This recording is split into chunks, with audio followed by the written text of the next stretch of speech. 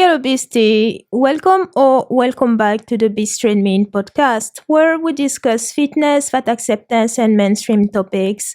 In today's episode, we'll discuss a fat woman who is demanding free seats on the plane because she can't fit in one. I'm Lola K. Let's beast it.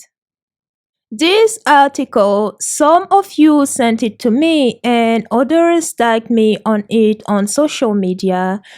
I thank you for that.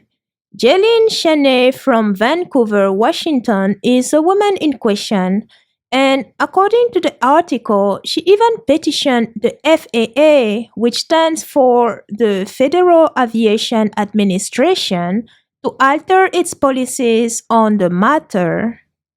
Before we go further into the article, there are a few problems with this petition to begin with, and I'm sure the FAA had a good laugh when they saw it. I'm going to assume that they did see it, as the article was popular on Twitter and the FAA is active on the platform. You see, the FAA regulates airplanes' operations and the way they're manufactured. Actually, if you go on the FAA's website and you look for the mission and responsibilities, it is clearly written that the mission of the FAA is to provide the safest, most efficient aerospace system in the world. The keyword here is safest.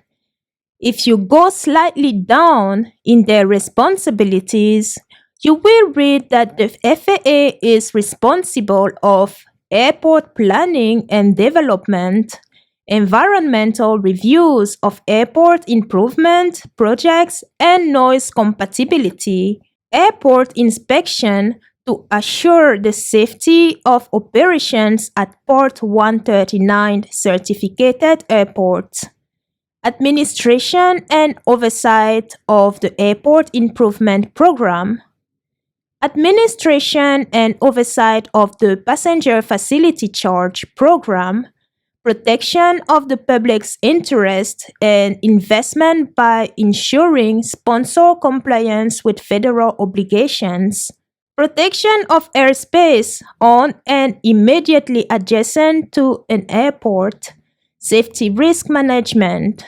Again, keyword safety. On the same website, if you look up what the FAA does, you get to this page where it is written what we do, and below it, we're responsible for the safety of civil aviation. Keyword safety. On the same page, among the FAA activities are regulating civil aviation to promote safety, encouraging and developing civil aeronautics, including new aviation technology, developing and operating a system of air traffic control and navigation for both civil and military aircraft, researching and developing the national airspace system and civil aeronautics, developing and carrying out programs to control aircraft noise and other environmental effects of civil aviation, regulating U.S. commercial space transportation. Keyword in all those activities safety. Why am I bringing all this up? Because the FAA puts emphasis on safety, safety of air travel for civilians and the military, safety of airspace, safety of aircraft, both civil and military, and so on.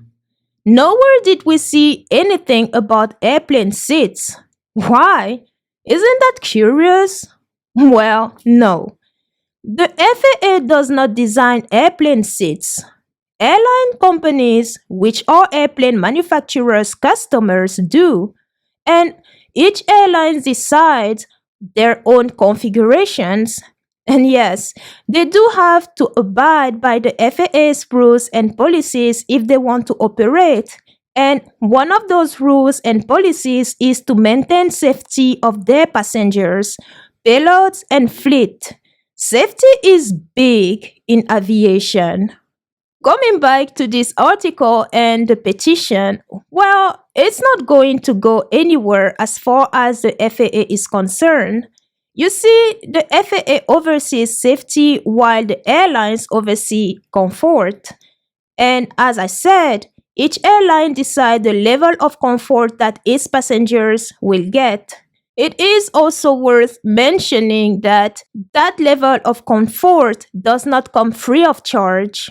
So, passengers must be willing to pay for the level of comfort that they're willing to have on top of what the airlines already offer. Also, when we talk about safety and the FAA, we have to talk about weight and balance of aircraft. And you see, there are limits that airplanes can safely carry. In the weight, the parts of the plane are considered, along with that of payload. And the payload here depends on what type of aircraft we are talking about. For instance, is it a cargo plane or is it a passenger plane? Also, in consideration in the weight is a question that I just asked because cargo and passenger airplanes will have different requirements. In this case, we are talking about passenger airplanes. So, the payload here includes fuel, cargo, passengers, seats, galley, just to give you a picture. Airlines design their interior to maximize profit, yes, but they have to do that in a safe way as well because, again, if they want to operate, they have to be safe to the FAA standards. They're also businesses, hence why profit is also important for them.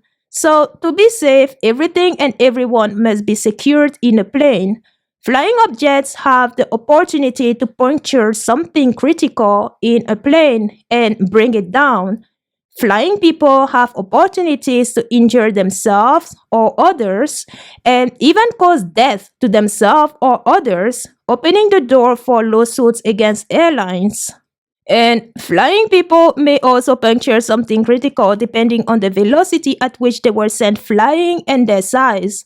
So, if you can't fit in a seat, you must buy as many seats you can comfortably fit in and not be a safety hazard for yourself and other passengers.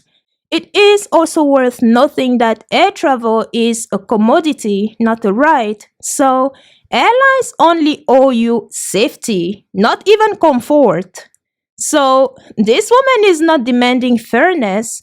She is demanding privilege on top of the privilege to fly in the first place.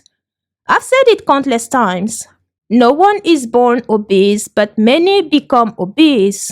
Obesity is not a natural state. This woman clearly loves to eat. Most of us do, right? But she more likely has no control on the food that she eats. Hence, she demanding the world to bend over for her as she continues to gain weight. Why should the safety of the other passengers be sacrificed so she can enjoy freebies? You have control over your weight, not your height. Yes, airplane seats are smaller and smaller, but most travelers still fit into one somewhat. The tall ones don't demand more leg room in planes because our legs are too long. As a matter of fact, some of us pay extra for the roomier spaces in airplanes. Fat people must do the same.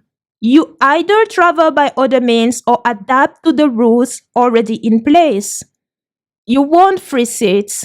I believe some airlines already provide free seats to bigger people when the planes are not fully booked and more than one seat is available next to another empty seat after takeoff. They don't have to do that, but they do. When that opportunity is not available, you have to pay for any extra seat that you need. In a previous video, I explained why it would not be viable for airlines to have less but bigger seats in their fleet. When you make seats wider, you also remove some of the seats. You have to because again, weight and balance must be respected. Airlines still need to make profit, right? So, how do you think this will happen in this case? If you said by raising the prices of tickets, then you're a winner. Airlines have already made it so air travel can be available to more people. When those tickets rise in price, that will also mean less people to travel by air because no one will want to pay the equivalent of a 15-hour flight for a 1-hour flight. What happens then? More people crying about the price increases because airlines wanted to please just a handful of people? You don't need to be an economist to realize that that will be a very bad business decision for airlines. Air travel has been open to a wider range of people, but it is still a privilege, and this woman is demanding increased cost to all passengers but herself. Everyone else has to pay for her to travel by air for free. How is that not a privilege? I like how she is trying to make her point by saying that 41% of Americans are obese according to the CDC. While that's true, you also need to mention that this is the case because most Americans eat more than they need and move less than they should. So, we are talking about lifestyle decisions here. Why do passengers have to suffer the consequences of other folks' poor lifestyle decisions? This woman and others like her in the fat acceptance movement demand fair treatment, which they are already receiving. What they're actually saying is that they should be comfortable at others' expenses. That's privilege, not fairness. Imagine if there was a weight limit for passengers like airlines do for baggage. And if you ask me, we should implement such a thing or at least test it. Have a weight limit for individuals boarding the planes. Not funny anymore, is it? Do you think Phil Heath will fit in one seat in economy? No. The man is too muscular for one seat in economy and will have to pay for more than one seat. Andre the Giant had to pay for two seats in a plane and he was not obese. So you can pay for more than one seat too. You're not more special than any other passenger. Jeline Chaney continues in the article. The FAA must require all airlines to implement a clear customer of size policy that prioritizes the comfort and well-being of all passengers. As explained earlier, the FAA does not care about your comfort but your safety. In short, she wants the FAA to prioritize comfort over safety. You heard that right. She does not care about people's safety but her comfort. I said it earlier too. She's demanding to be comfortable at the expense of your safety. This is bunker, man. Like, seriously, she needs to stop smoking her bed sheets. I like how she continues with it's about spreading awareness for what? Fighting for a more inclusive future and helping accommodate those who need it. It's about creating a world where everyone, regardless of their size or shape, can travel comfortably and safely. Yo, you can't make this up. Air travel is safe as is. It is also inclusive as is. And it accommodates those who need it as is. If you want more than what is already in place, you have to pay for it. If you get so big that you can't fit in one plane seat, it is neither the airline nor the FAA's fault but yours, and it is your responsibility to adapt to their rules and standards, not the other way around. The woman continues. The fat phobia, ableism, and discriminatory comments people have made have shown just how much work there is to do when it comes to creating a more equitable and inclusive society. You must give it to fat acceptance though, to spew manure and not be ashamed. This is not fat phobia, but common sense. If you're too fat to fly, baby don't fly.